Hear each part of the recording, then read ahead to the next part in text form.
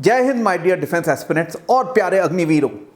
आज से 2500 साल पहले चाणक्य ने किसी भी राजा के पॉलिसी डिसीजन लेने के लिए 3 प्रश्न कहा था कि जो कि अनिवार्य है। पहला, मैं ये क्यों कर रहा हूं। दूसरा, क्या मेरे को इसमें सफलता मिलेगी और क्या ये राष्ट्र हित में है। अगर आपका इन तीनों प्रश्नों का आंसर पॉजिटिव है, सकारात्मक है, तो जरूर वो निर्णय लें। और हाँ, हम आज चर्चा करेंगे उसी चीज को लेकर जो कि पिछले 10 दिनों में पूरे देश को हिला के रख दिया है। सेनाओं के अंदर काफ़ी उथल पुथल हो चुकी है और सब सोचने पर विवश हो गए हैं। एक नई नवेली स्कीम जो अभी सरकार ने लॉन्च करी है, अग्निपथ। आप आज इस वीडियो को आखिर तक देखें, क्योंकि मैं आज कुछ ऐसे मुद्दे, कुछ ऐसी बातें बताने वाला हूं जो कि उसके फेवर में भी हैं और उसको हम थोड़ी सी चीरफाड़ भी करेंगे। साथ में आप इस हमारे चैनल एज एकेडमी के चैनल को सब्सक्राइब भी करें और बहुत सारे मैं इन विषयों पर चर्चा करता रहता हूं। अपने कमेंट्स भी डालें मेरे लिए, ताकि आप बता पाएँ कि क्या ये चीज़ें, या आपको कोई और नया आइडिया आता है इस विषय में तो ज़रूर मेरे साथ साझा करें। मैं उसके बारे में आपको जवाब देने की कोशिश करूँगा। तो सबसे पहले आइए चलते हैं कि 14 जून को एक प्रेस कॉन्फ्रेंस में, जिसमें कि हमारे रक्षा मंत्री राजनाथ सिंह जी और तीनों सेनाध्यक्ष एक कॉन्फ्रेंस करते हैं और एक अचानक एक बड़ी धमाकेदार स्कीम लॉन्च करते हैं। उसका नाम उन्होंने अग्निपथ दिया। बताया गया कि अब से सेनाओं में जितनी भी भर्ती होंगी वो एक कॉन्ट्रैक्चुअल होगी, जिनको हम अग्निपथ स्कीम कहेंगे, और जितने लोग 4 साल तक आएंगे उनको अग्निवीर कहा जाएगा। 4 साल के बाद टाटा बाय बाय, और उसमें से करीब 75% बाहर निकाल दिए जाएंगे, 25% हम आगे के लिए रिटेन करेंगे। बहुत अच्छे उन्होंने तर्क दिए थे कि इससे हमारी सेनाओं की एज, जो कि अभी मीडियन एज करीब 31-32 साल है, वो घट के 26 साल हो जाएगी। और सबसे बड़ी बात जिसको वो कहीं ना कहीं छुपा गए, कि हमारा पेंशन, जो कि बहुत ज़्यादा चुभता है डिफेंस में, जो सोल्जर अपनी जान देने के लिए बॉर्डर पर -50 डिग्री से +50 डिग्री के बीच में अलग अलग टेरेन पे काम करता है, सियाचिन से लेकर असम के जंगलों तक, राजस्थान के रेगिस्तान तक, और कहीं कहीं बिना चूं चकर किए हुए अपनी खुशी से अपने नाम नमक, अपनी पलटन के नाम और नमक और निशान के लिए उसको पेंशन क्यों दें जब बिना पेंशन के काम हो रहा है। क्यों उसको हम ढोएं अगले 15 साल तक, अगले 20 साल तक, ताकि हमें उसको पेंशन देनी पड़े। तो मोटे तौर पर सरकार को इसमें काफ़ी फ़ायदा होने वाला है और इसी वजह से ये स्कीम लॉन्च करी। तो हम इसमें बात करते हैं कि कैसे इस स्कीम को हमें दिया गया है, और उसमें आने के बाद अभी तक कुल मिलाकर 6 अमेंडमेंट्स आ चुकी हैं। और ये भी बताया गया एक उसके थोड़े दिन बाद ही एक और प्रेस कॉन्फ्रेंस हुई, उसमें भी सेना अध्यक्ष तो नहीं थे, लेकिन सेना के बड़े बड़े जनरल्स थे, डीएमए थे, लेफ्टिनेंट जनरल अनिल पुरी साहब। उन्होंने भी इस विषय के, इस स्कीम के बहुत सारे डंका बजाया, बहुत तारीफ करी कि भयानक, भयंकर, बेहतरीन स्कीम है और सभी देश को इसको आगे आना चाहिए, इस सभी युवाओं को इस स्कीम में हिस्सा लेना चाहिए। रिएक्शन हम सबको पता है, देश भर में बहुत सारी ट्रेनें जल गई, बहुत सारे रेलवे स्टेशंस जल गए, पुलिस स्टेशंस जल गए, बसें जल गई, तोड़फाड़ हुई, भयंकर चीज़ हुई, जिसका मैं भी बहुत ज़्यादा बड़े दुखी मन से विरोध करता हूँ। कहता हूँ कि युवाओं को ऐसा नहीं करना चाहिए था। जबकि कई लोगों ने, मैंने जब पुराने वीडियोस में और एक और जगह ये बात करी, तो कुछ लोगों ने मेरे से कहा कि सर, हमारी सरकारें बिना कुछ तोड़फोड़ किए सुनती कहाँ हैं, हम तो कई सालों से अपनी प्रोटेस्ट कर रहे हैं, अपना पीसफुली काम कर रहे हैं, पर सरकार ने क्या सुना, ओआरओपी में क्या सुना। 2018 से भर्तियां बंद थी, कुछ लोग मेडिकल, फिजिकल, रिटर्न क्लियर करके बैठे हुए हैं, इसी उम्मीद में, इसी आस में कि हमें जल्दी ही कॉल लेटर मिलेगा। यहां तक कि हमारे रक्षा मंत्री जब उनसे मिले थे, कुछ झुंझुनू साइड इलाके में कुछ लोगों से मिले थे, उन्होंने आश्वासन दिया था कि आप निश्चिंत रहें, आपका कॉल लेटर किसी एडमिनिस्ट्रेटिव, प्रशासनिक कारणों से भी रुका हुआ है, जल्दी आ जाएगा, आप बिल्कुल बेफिक्र रहें। अब वो बेफिक्र रहते हुए उन्होंने मिठाइयाँ भी खिला दी गांव में, ढोल भी बजवा दिए, और अचानक 14 जून को और फिर उसके अगली एक जो संडे को उसके एक हफ्ते बाद ही एक और कॉन्फ्रेंस हुई, उसमें कहा अब तक जितनी भी एंट्रीज हैं सब नल एंड वॉइड है, आपको तो सिर्फ अग्निपथ अग्निवीर स्कीम के थ्रू ही आना पड़ेगा। अब बताइए हमारे देश में क्या ये भर्ती पहली बार हो रही है? हमारी सेना यंग आर्मी है, कितने सालों के बाद इवॉल्व हुई है, हमारी पलटने और रेजिमेंटेशन सिस्टम कितना स्ट्रांग है, पर इस चीज को किसी ने नहीं समझा। जैसे कहते हैं ना कि अगर आपकी गाड़ी बिल्कुल ठीक स्मूथली चल रही है, कोई कमी नहीं है, पिकअप अच्छा है, कोई फॉल्ट नहीं है, पर हम फिर से जाके उसमें छेड़खानी करें, उसमें कुछ ट्विकिंग करें, उसमें कुछ बदलाव करें, तो क्या ये ठीक होगा? क्योंकि हम चलती हुई अच्छी वेल ऑयल्ड मशीन को बिगाड़ने पर तुले हुए हैं। इस विषय में पूर्व वेटरन्स और यहां तक कि परमवीर चक्र विजेता बाना सिंह ने भी अपना विरोध जाहिर किया था। बाद में उन्होंने वो ट्वीट शायद हटा लिया था।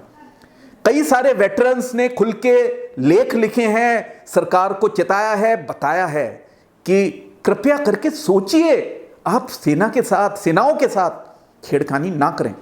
पर अगर हमने आंखों पर पट्टी और कान में उंगली दे रखी है और हम रिफॉर्म्स लाना चाहते हैं, तो हमें ऐसा आगे चलकर बहुत सारा उसका खामियाजा भुगतना पड़ेगा। ऐसा कहा जाता है कि चेंज इज इनएविटेबल, और चेंज सबसे बेहतरीन चीज़ है। मैं भी इस चीज़ को मानता हूं कि बदलाव होना चाहिए, लगातार होना चाहिए, पर फॉर सेक ऑफ चेंज क्या बदलाव करना जरूरी है? बदलाव करना है, करिए। आप बदलाव करना है तो हमारे लिए मॉडर्न वेपन्स लेके आइए, आप हमारे लिए टेक्नोलॉजी, टेक्निक्स, टैक्टिक्स में बदलाव कीजिए, प्रमोशन सिस्टम में बदलाव कीजिए, ट्रेनिंग में इंप्रूवमेंट लाइए, बहुत सारी चीज़ों में आपको बदलाव कर सकते हैं। पर क्या रिक्रूटमेंट पॉलिसी को लेकर एक बदलाव करना ठीक है? और जबकि आपने कोई पायलट प्रोजेक्ट, कोई इसकी टेस्ट बेड या टेस्टिंग ही नहीं करी, आपने मान लिया और अलग अलग एक सेना के अधिकारी बोल रहे हैं कि हमने तो 89 से ये किया था, और फिर उसके बाद बात करते हैं कि 99 की Subramanyam committee report, Kargil review committee जिसको बोलते हैं KRC, उसमें भी कहा था कि उम्र घटाई जाए या GD सेना का खर्चा बढ़ाया जाए। आप शब्दों के साथ मत खेलिए। KRC जिसने पढ़ी है, that is Kargil review committee, please दोबारा पढ़ लीजिए, अवेलेबल है इंटरनेट पे। उसमें कहीं इस तरह की चीज नहीं लिखी थी कि आप पूरी सेना की भर्ती के सिस्टम को उंगली करें और सेना को एक ऐसे जगह पर ले जाएं जहां पर there is no turning back. आप सोचिए, अब आते हैं इस अग्निपथ के मुद्दे पर थोड़ा सा, और हम उसी की बात करें, पर उसके बारे में थोड़ी और बात पे आते हैं। आपने पेंशन्स रिडक्शन की बात करी है, पेंशन रिडक्शन, और एक चीज़ ये कहा है कि हमारे पास इतना पैसा नहीं होता है कि हम मॉडर्न वेपन्स खरीद सकें, हमें सेना को मॉडर्नाइज करना है, बिल्कुल ठीक बात है। पर मेरे आप सबसे रिक्वेस्ट है कि आप जरा गूगल करें, इंटरनेट पे देखें कि हमारा 2011-12 के बाद से लगातार डिफेंस एक्सपेंडिचर घट रहा है, बढ़ने की जगह। हमारे जैसे देश जिसके दोनों तरफ पाकिस्तान, चीन का खतरा है, और खतरा रियल खतरा है, इमेजिनरी खतरा नहीं है। हमने इवन कारगिल, इवन 2020 में जब कोविड का पूरा दुनिया झेल रही थी, तो हमारे सैनिक गलवान में लड़ रहे थे। तो खतरा है, खाली उधर से नहीं, इंटरनल एनिमी का भी खतरा है, टेररिज्म का भी खतरा है। आप रोज पढ़ते हैं अखबार, सबको पता है। तो हमारे देश को तो अपना GDP का परसेंटेज आपको पता है, मात्र 2%, 2% of our GDP we are spending. जबकि KRC, कारगिल रिव्यू कमेटी ने कहा था कि कम से कम, रिपीट, अंडरलाइन, हमारे को 3% हमारे GDP का सेनाओं पे खर्चना चाहिए। पर हमने घटाते घटाते 2% पे लाके खड़ा कर दिया। और दूसरी चीज आप ये समझिए कि हम कहते हैं कि हमारे पास पैसे नहीं बचते हैं सेनाओं को मॉडर्नाइज करने के लिए, क्योंकि दुनिया भर में जो डिफेंस बजट स्पेंडिंग होती है, वहां पर salaries and pensions are out of your defence budget. आपने जानबूझकर, हमारे देश में भी सन 73 तक सैलरीज और खासतौर पर pensions were out of this budget, पर उसको आप इसके अंदर ले आए ताकि आप भोली वाली जनता को थोड़ा सा तो बेवकूफ़ बना सकते हैं। ये काम पॉलिटिशियंस का तो है ही कि आप बनाइए कि हम तो अपना बजट बढ़ा रहे हैं, संख्या में बजट बढ़ रहा है, पर इन्फ्लेशन और बहुत सारे नंबर्स और फैक्ट्स अगर देखेंगे तो पता चलेगा कि हमारा बजट घट रहा है। और इसी वजह से, इसी कारण से, क्योंकि हम अपनी सेना को मॉडर्नाइज नहीं कर पा रहे हैं, तो हमें ये पेंशन बिल चुभता है। अब पेंशन की भी बात कर लेते हैं। 14 लाख की सेना में करीब 3.75 लाख, तकरीबन 4 लाख मान लेते हैं, 14 लाख में 4 लाख सिविलियन हैं। आप सरप्राइज होंगे, शॉक्ड होंगे कि सिविलियंस सेना में। जी हाँ, हमारे बहुत बड़े हिस्सा सिविलियंस का है, और सिविलियंस की एवरेज पेंशन, ईयरली पेंशन होती है 5.4 लाख, जबकि एक सोल्जर की एवरेज पेंशन होती है 1.4 लाख। तो आप देखिए गैप, क्योंकि सिविलियन को एनएफयू और बहुत सारे और बेनिफिट्स मिलते जाते हैं, जो कि उस सैनिक को क्या जरूरत है देने की, सैनिक तो मरने के लिए डिस्पोजेबल है। तो इस वजह से अगर आपको एक्चुअली में पेंशन घटानी है तो सेना से ये जो सिविलियन भर रखे हैं, डिफेंस सिविलियन, इनको हटाइए। लेकिन इनको हटाने की हिम्मत नहीं है, इनकी लॉबी बहुत स्ट्रांग है, ये बहुत स्ट्रांग वोट बैंक है, सैनिक वोट बैंक नहीं होता है, तो इसलिए आप आराम से उसको डिस्पोजेबल मान सकते हैं। तो एक चीज़ तो बात हो गई कि पेंशन, तो ये पेंशन घटाने का जो ड्रामा है, और मैं अगर इस पर आगे चर्चा करूंगा तो आप सबको पता है कि एक मेंबर ऑफ पार्लियामेंट एक बार बनने के बाद, एक दिन के लिए भी बनता है तो पेंशन लेता है, दोबारा बनने के बाद दूसरी पेंशन उठाता है, और तीसरी बार में भी तीसरी बार उठाता है। तो अगर पेंशन ही घटानी थी तो वहाँ घटाइए, बहुत सारे विभाग हैं, पर आपको क्या ज़रूरत है कि देश की सुरक्षा के साथ छेड़खानी करनी है, जबकि हम जो प्रेजेंट सेटअप ऑफ गवर्नमेंट है, हमें सबको पता है कि सेना ने भी उनका सपोर्ट किया है। सेना तो वैसे अपॉलिटिकल होती है, सपोर्ट का मतलब यह है कि सेना के एक्शन से, ऑपरेशन से उनको बहुत फ़ायदा हुआ है, चाहे सर्जिकल स्ट्राइक हो, बालाकोट, ये सबको विदित है, सबको मालूम है।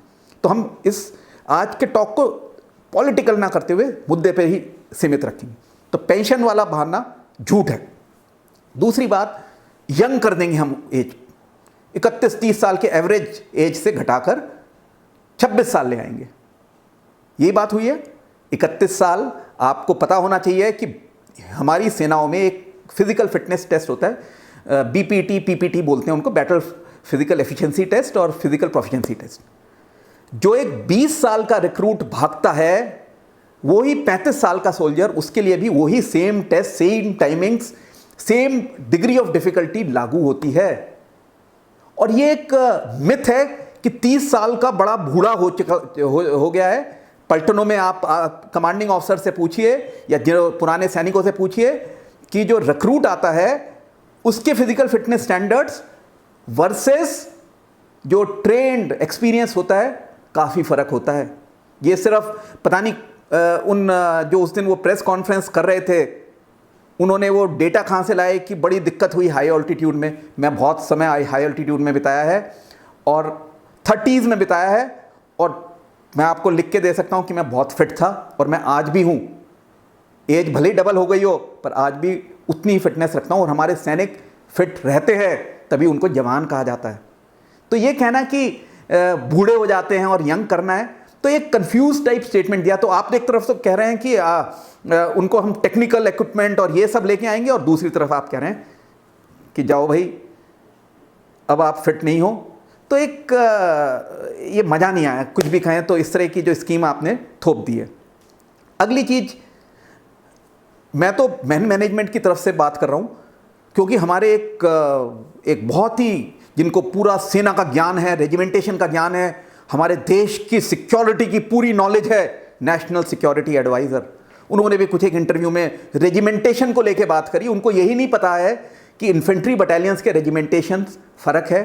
उनको ये भी शायद किसी ने बताया नहीं कि एनडीए ऑफिसर एंट्री का है, और जो अग्निपथ है वो पीबीओआर, पर्सनल बिलो ऑफिसर रैंक, यानी कि जवान लेवल की एंट्री की स्कीम है।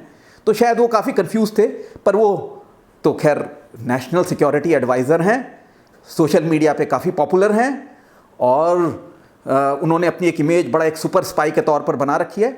लेकिन वो सुपर स्पाई पे आप सोशल मीडिया पे रहो, कौन मना कर रहा है भाई? पर सेनाओं को तो माफ़ कर दो, हमारी रेजिमेंटेशन सिस्टम जो कि इतने सालों से इन्फेंट्री बटालियंस की जो आप तोड़ना चाहते हो, ख़राब करना चाहते हो, और फिर बोलते हो कि हम कुछ नहीं कर रहे हैं। उनके हिसाब से इलेक्ट्रिकल मैकेनिकल इंजीनियर्स और एमईएस और आर्टिलरी और आर्मर्ड कोर और इन्फेंट्री सब एक ही उसमें। तो जब आप जिनको सेना के बारे में ज्ञान नहीं है उनसे सलाह लोगे तो सलाह गलत मिलेगी। अब कुछ लोग मेरे से प्रश्न पूछेंगे कि सामने तो फौजी लोग थे।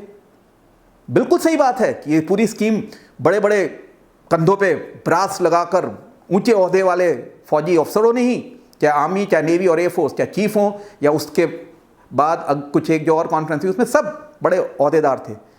पर उसकी बैकग्राउंड अगर हम देखें तो उसकी बैकग्राउंड भी हमें समझनी पड़ेगी कि उस अग्निपथ स्कीम लाने से पहले 2 दिन पहले गवर्नमेंट ने एक सीडीएस के नियुक्ति का एक पत्र निकाला जिसमें ये कहा कि 62 years and above lieutenant general भी सीडीएस बन सकता है।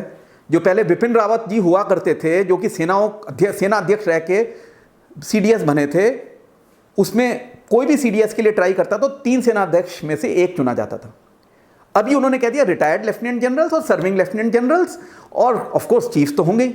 तो जो 3 जने थे उस 3 में से एक वैकेंसी पकड़ता था सीडीएस की। अभी 203 में से एक वैकेंसी पकड़ेगा।